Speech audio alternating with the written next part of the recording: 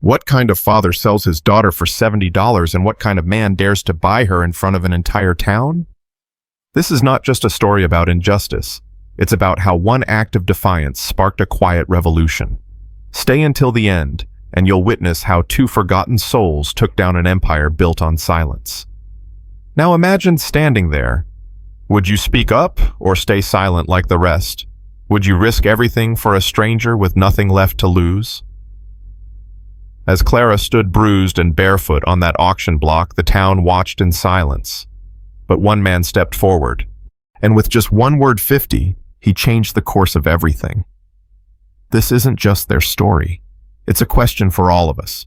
When injustice stands in plain sight, what would you do? The sheriff's voice cracked across the dusty square in Lakewood Springs. Last lot of the day. One healthy, obedient 19-year-old girl. Bidding starts at $20. The June sun hammered down on the crowd. Some folks shifted in uneasy silence. Others leaned in, drawn to the ugly show.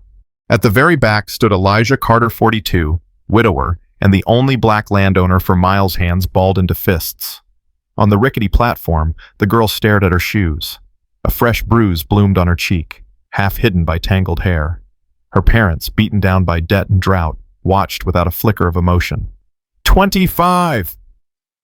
Vernon Blake, owner of the saloon, called out, smirking wide enough to show every rotten tooth.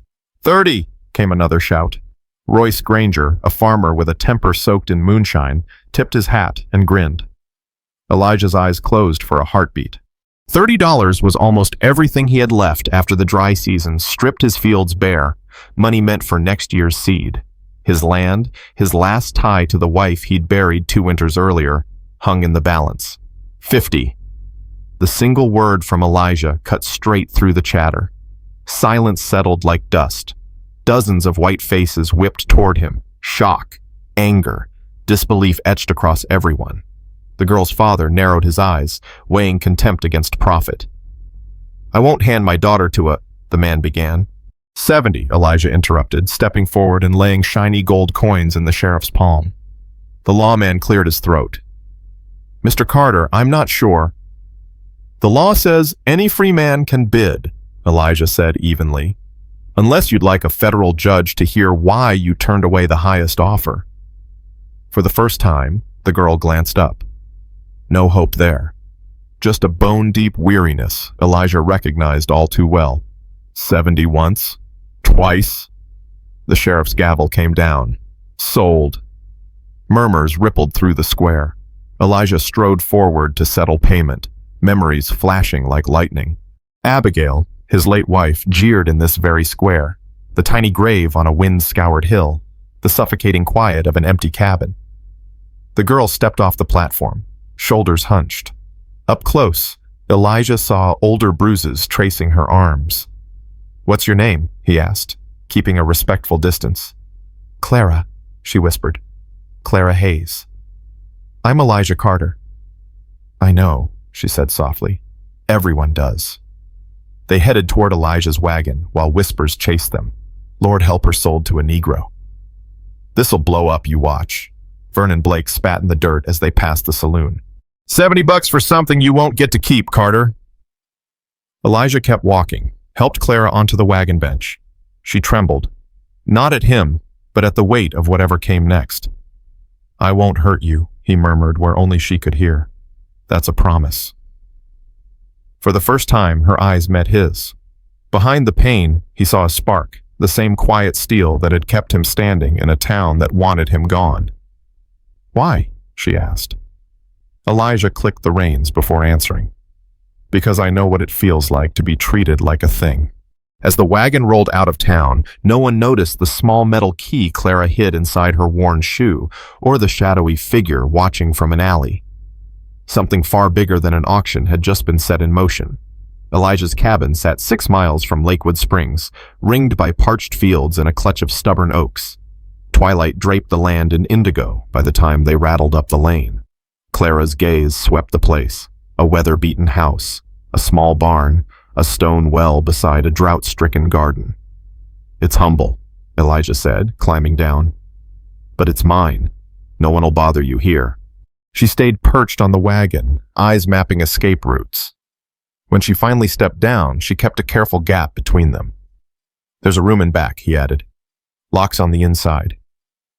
The word lock twitched something in her expression. "It was my son's room," Elijah explained. "Noah. Pneumonia took him and his mother 2 winters ago." His tone held no self-pity, just fact. Inside, a lamp already glowed on the table. Someone had been here.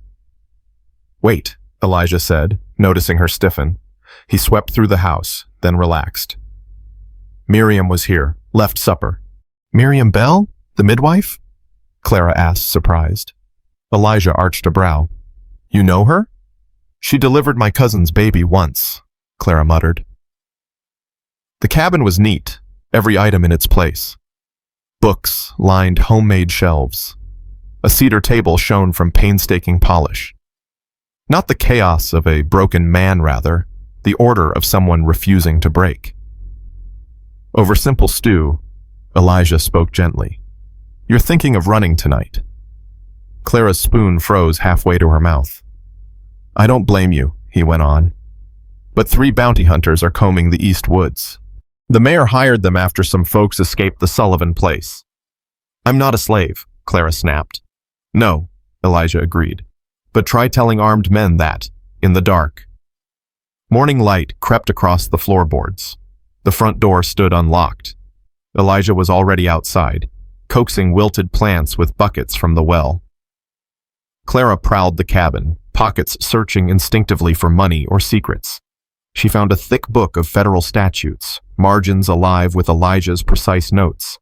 Beside it lay letters signed by a Professor Williams of Boston University. Hooves thundered. Clara peeked out. 3 riders approaching. Vernon Blake, Royce Granger, and a tall stranger in a tailored coat. Elijah set down his hoe and walked to meet them. "Carter," Blake drawled, sugary sweet. "Allow me to introduce Judge Harlan Pierce, the county's newest pillar of justice." The judge tipped his hat, smile thin.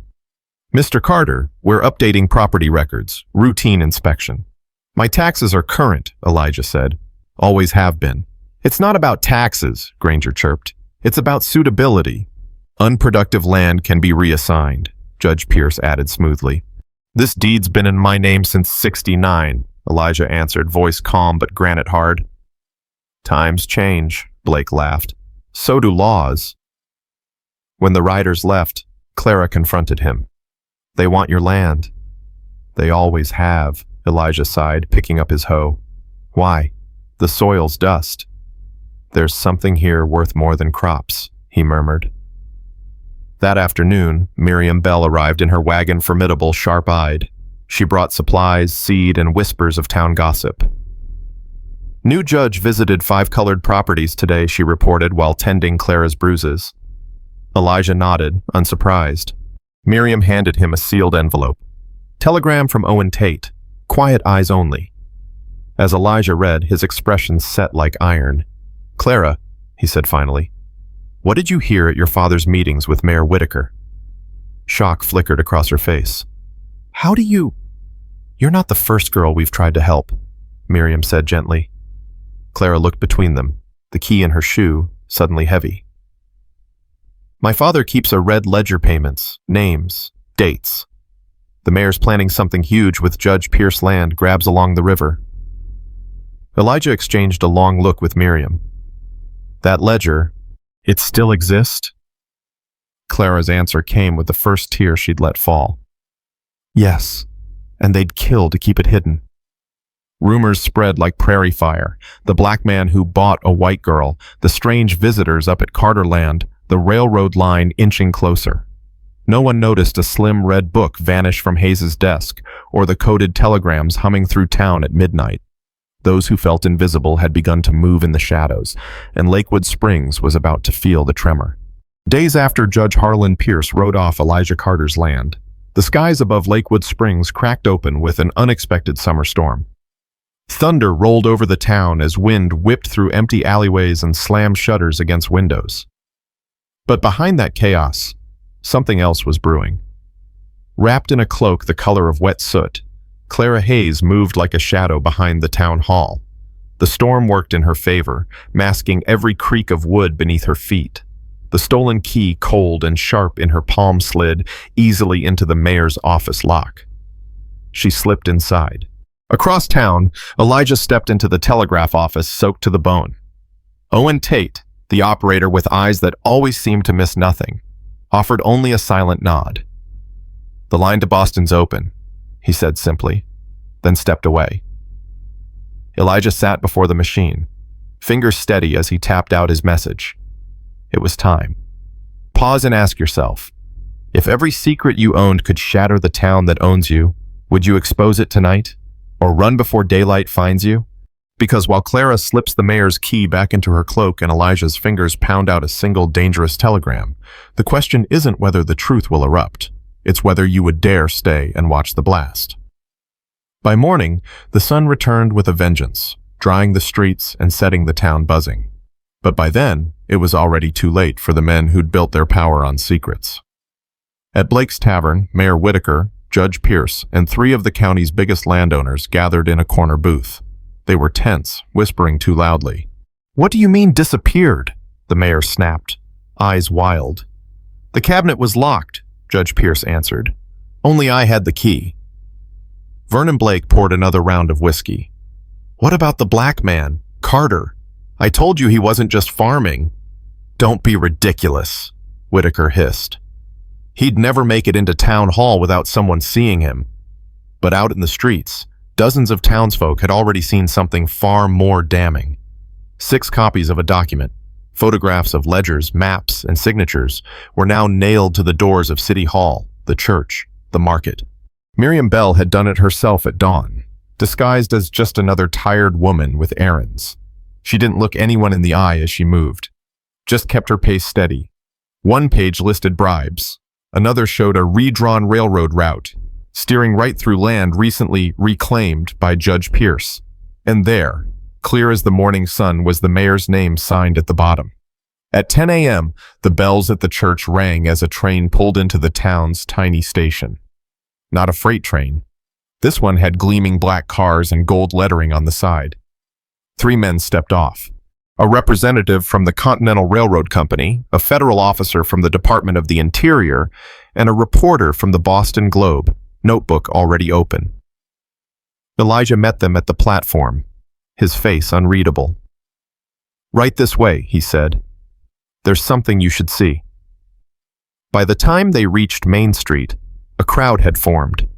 Ordinary people, shopkeepers, farmers, mothers holding babies, all staring at the posted pages, murmuring in disbelief. "It's a forgery!" Mayor Whitaker barked as he stormed out of the tavern, eyes darting from face to face. "Fake documents! A smear campaign!" The federal officer stepped forward, calm. "Including your signature on every page, Mr. Mayor? Or the sealed railroad map matching your private property holdings?" Royce Granger tried to slip out the back, but Sheriff Amos Reed blocked his path. "You knew," Granger demanded. "Enough not to interfere," the sheriff said coolly. "Enough to step aside." Clara emerged from the church steps, a silent force in her plain dress, walking beside Reverend Thornton. Her appearance sent a ripple through the crowd. People had assumed she was gone, hidden, ruined. Instead, she stood tall, her gaze steady. "This young woman," the Reverend said, "has risked everything to bring the truth to light." Her father appeared behind the crowd, pushing forward like a bull through brush. "You," he growled, fury bubbling over. "You ungrateful little—" "Don't," the federal officer warned, hand resting casually on his holster. "We've heard enough from you already. Your daughter has given us details about forged deeds, illegal sales, and bribes to county officials." Judge Pierce flinched as a telegram was handed to him, one he had hoped would never come. "The Massachusetts Bar Association is requesting an inquiry," the reporter announced, flipping open his notes.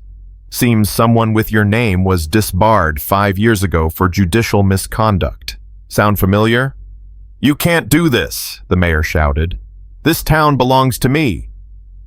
"Belonged," corrected the railroad representative. "And the Continental Company is now extremely interested in how our internal plans were leaked to benefit a select few." The town square exploded into chaos, voices shouting, hands pointing, old truths dragged into daylight. Some begged for justice. Others scrambled to deny, deflect, distance themselves. No one noticed Miriam and Clara slipping quietly to the edge of the crowd. No one saw Elijah standing beside the federal officer as he handed over Elijah's land deed, now officially tied to the railroad's revised path. Then came the moment that would define everything. Clara turned to face her father. "You sold me," she said, her voice flat. "Not just for money. You sold me because I saw too much, heard too much, and you were afraid." Mr. Hayes stared at her, trembling. "Your mother ran because of you. Because she couldn't stand the sight of you. You were never supposed to be born." The crowd recoiled. Even those who'd stood with him in silence for years now stepped away. Elijah's voice was quiet, but sharp as steel. "Every person here is worth the same, Mr. Hayes. That's what scares you most, that dignity can't be bought." As lawmen placed the mayor, the judge, and Mr. Hayes under arrest, the town began to shift. It was subtle, just a hush, a held breath, as if everyone realized something massive had just cracked loose. But few noticed the brief conversation at the edge of the crowd between the federal officer and Elijah. Or the moment the railroad rep asked, "Would you consider selling us an easement through the southern ridge?" Elijah only nodded once. Back at the church, Clara sat alone, hands clasped. Miriam joined her, setting down a small cloth-wrapped bundle, the red ledger. Evidence and history in one. "You did good," Miriam said simply. Clara looked out the window where the sun had returned full force, burning clean over Lakewood Springs. "It's not over," she whispered. "No," Miriam agreed, "but it's yours now." That evening, the town square stood empty. But in every home, conversations were different, quieter, more questioning. Parents held their children tighter. Neighbors asked each other cautious questions they'd never dared before. In Elijah's cabin, a lamp flickered as he sat reading a reply telegram from Boston. Across from him, Clara stared at the fire. "He said yes?" she asked. Elijah smiled. 15 scholarships, full tuition, starting next year." Clara blinked slowly. 15 lives. "And counting," Elijah replied. Outside, the sky turned copper as night fell on a town no longer asleep. 6 months after that storm-split morning, Lakewood Springs was no longer the same town. If you've ever wondered whether small acts quiet defiance, a single "no more," a choice to teach instead of run can truly shift history, then stay. Because what happened in Lakewood Springs didn't come with fireworks or gunshots. It came with a desk, a ledger, a teacher and a carpenter. And the ripple? It's still moving. Where once suspicion festered in silence, now conversations flowed freely in the markets, on porches, and in the pews of the old church. The town still bore its scars, but something new had taken root. The train station now stood proudly on the edge of Elijah Carter's land. It had been the subject of fierce debate, but after the Continental Railroad engineers inspected Mayor Whitaker's proposed route, they found it unstable and too costly to secure. Elijah's property, on the other hand, sat solidly on elevated ground perfect for the tracks, the station, and the promise of commerce that came with it. The land that was once almost confiscated became the very heart of the new economic route. Elijah didn't gloat. He didn't have to. His cabin, though still modest, now stood beside a freshly built wooden structure, a school. It had started humbly. 3 black children who'd been turned away from the white schoolhouse showed up at Elijah's door one morning. Clara Hayes had offered to teach them under the big oak tree nearby. By late autumn, the number had grown to 20 black, white, and children of immigrant families. Some walked from miles away. Others came in secret, their parents afraid but hopeful. In a town once divided by fear and silence, the school had become the symbol of something new. "I never imagined I'd be teaching," Clara said one afternoon, wiping chalk from her hands as the children filed out for recess. "I used to flinch when someone said my name." Elijah was in the corner, sanding new desks for the expanding class. He looked up and gave her a soft smile.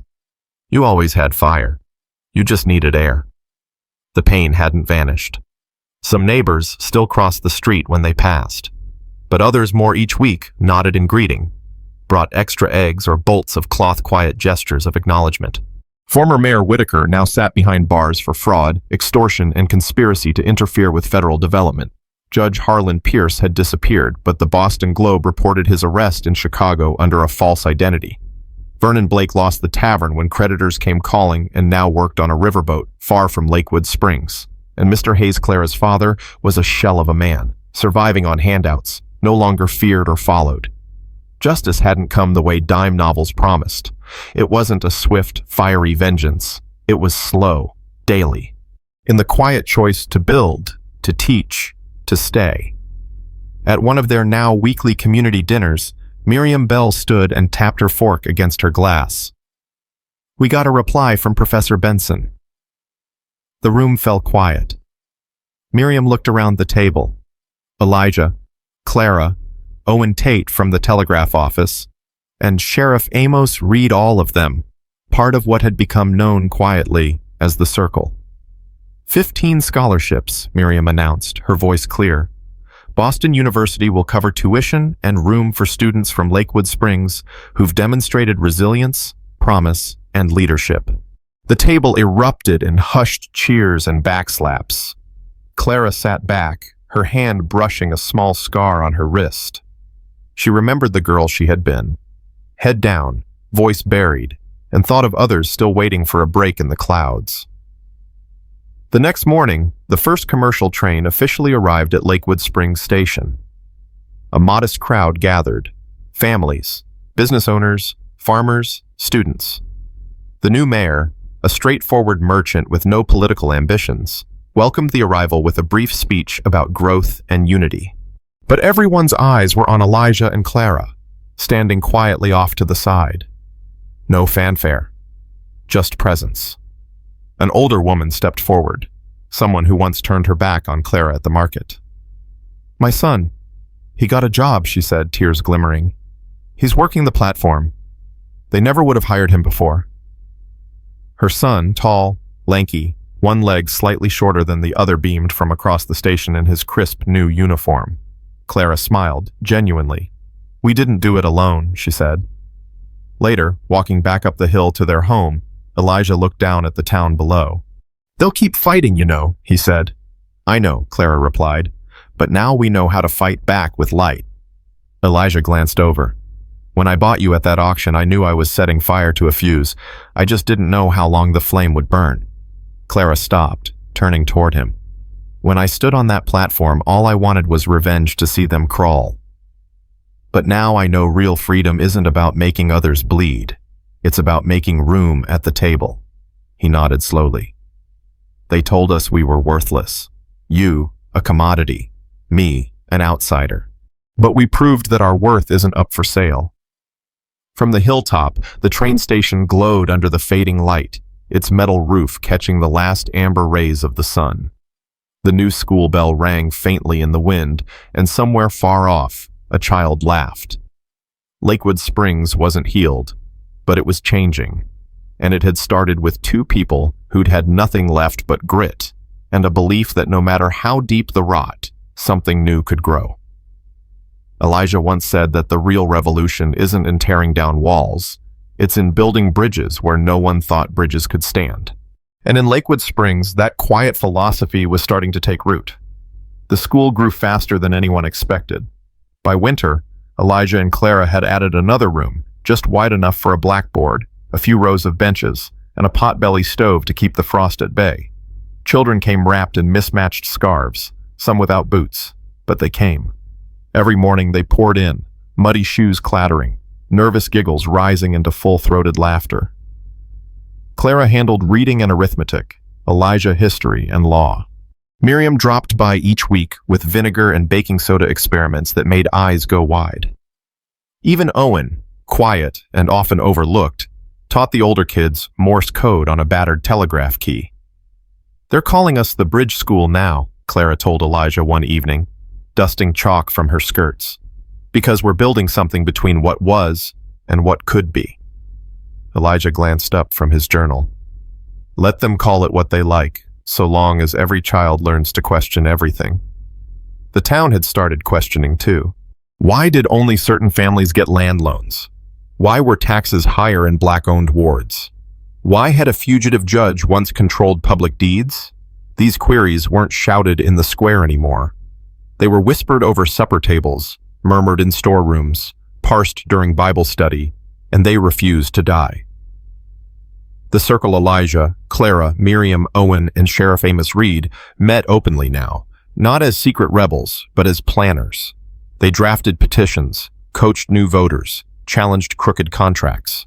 The town began to shift, not by force, but by the steady current of people who'd learned that silence was never safety. One dusk, after patching shingles on the barn roof, Clara found Elijah staring over the brittle fields. I've been thinking, he said, about the day I saw you on that platform. What if I'd walked away? Clara pulled her shawl tighter. I used to ask that too. What if no one had spoken up? What if I'd vanished into another house like I never mattered? Elijah turned. You matter. She nodded, the wind carrying their silence out across land that had almost been stolen. That night, with the fire snapping, Clara lifted the loose floorboard where she kept the red ledger. She handled it like scripture. Every page held corruption signatures, land schemes, coded payouts. Tucked in the back, a folded note she'd missed. A list of girls who'd been sold, threatened, disappeared. Heart-pounding, she called, Elijah, you need to see this. By morning, they'd shown Miriam, who scanned the names grimly. At least a dozen. Most folks assumed they ran off. Maybe they never had the chance. Clara lay awake that night. If no one speaks for them, she thought, I will. And so they began again. Justice not just for Lakewood Springs, but for everywhere the ledger's shadow reached. Miriam wrote neighboring towns. Owen traced rail schedules. Elijah fired off letters to Boston allies. One by one, names became stories. A girl forced into a brothel under a false name. Another confined to an asylum for rebellion. A third married off to a man twice her age 2 counties east. None of the stories were ignored. Then Ruth returned with Nina Walker, one of the listed girls. Nina sat by the hearth her first night, hands cupped around tea, eyes fixed on the flames. Days later, she confided how her father had sold her to erase a gambling debt, how she'd run, how only Miriam believed her. You believe me? She whispered. I don't just believe you, Clara said. I know you. By spring, they'd found 5 girls. Some rejoined family. Others stayed on, mentoring little ones or studying beside them.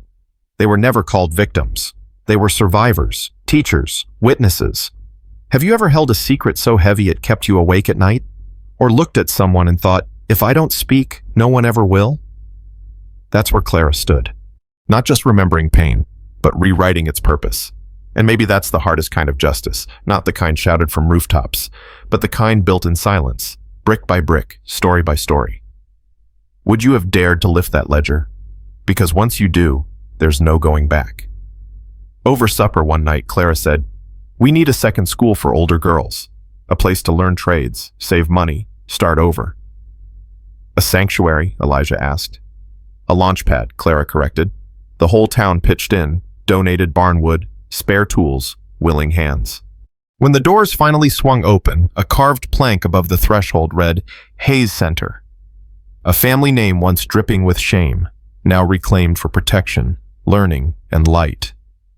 Inside, fixed above the doorway, hung a line Elijah had penned years before. Dignity is not given, it is declared. The opening of the Hayes Center marked more than just a building, it became a statement. One the town could no longer ignore, that here, on this stretch of land once threatened by drought and violence, something new was blooming. Something no one, no judge, no mayor, no father could auction off or buy back. In the months that followed, word spread beyond Lakewood Springs. Letters arrived weekly from nearby towns, distant counties, even as far as Pennsylvania, asking about the school, the legal efforts, the rail station.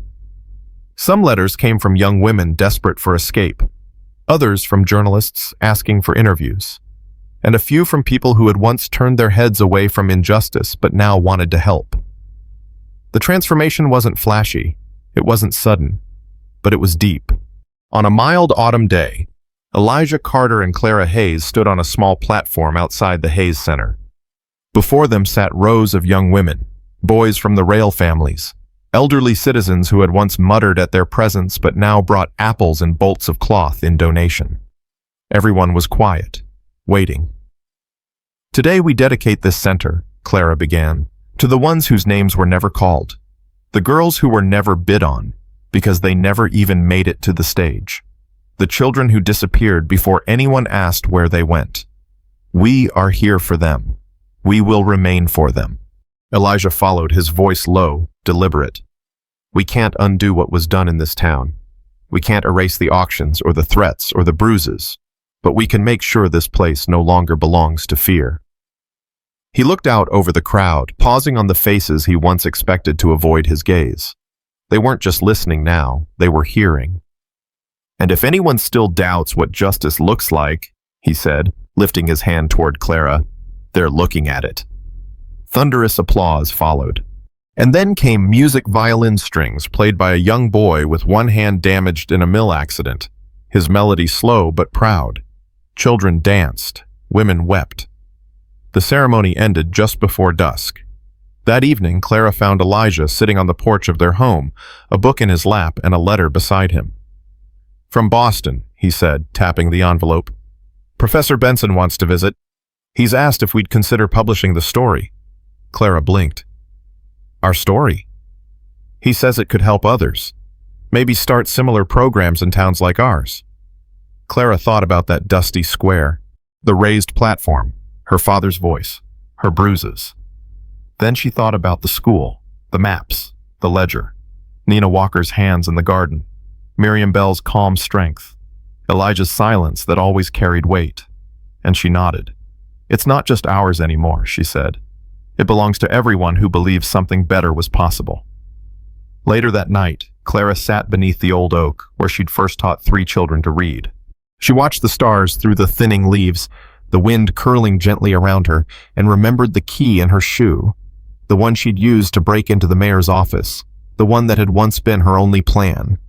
She still kept it, not as a weapon, but as a reminder that sometimes the smallest tool, in the right hand, at the right time, can unlock the strongest doors.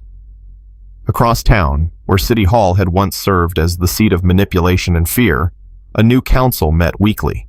The members included a farmer's daughter, a shopkeeper, a Mexican immigrant, and the town's new mayor, a former teacher. They called it a People's Council. And while not everyone agreed on everything, they listened, they debated, and for the first time in a generation, everyone in Lakewood Springs had a seat at the table or the chance to pull one up. In the classroom, Clara began a new tradition. The first day of class always started with this sentence written on the board. "They tried to break us." Then she'd turn to her students and smile. "But broken things," she'd say, "reflect light in ways perfect things never can." Elijah would often close the day at the school with a story one about bridges, about men who had been told they would never belong, about women who had been told they were worth nothing, about how together they built something no one thought possible.